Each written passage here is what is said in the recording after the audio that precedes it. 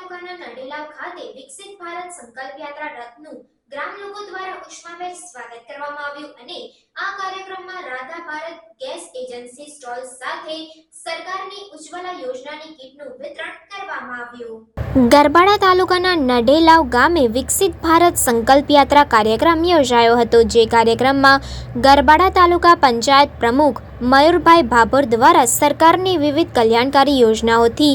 લોકોને માહિતગાર કરવામાં આવ્યા હતા અને સરકારની વિવિધ યોજનાઓનો લાભ ઘર આંગણે આપવામાં આવી રહ્યો છે, ત્યારે લોકોને મોટી સંખ્યામાં યોજનાઓનો લાભ લેવા અપીલ કરી હતી। આ કાર્યક્રમમાં તાલુકા પંચાયતના વિવિધ શાખાના સ્ટોલ તેમજ આરોગ્ય વિભાગ તેમજ મામલતદાર પુરવઠા વિભાગના સ્ટોલ મૂકવામાં આવ્યા હતા અને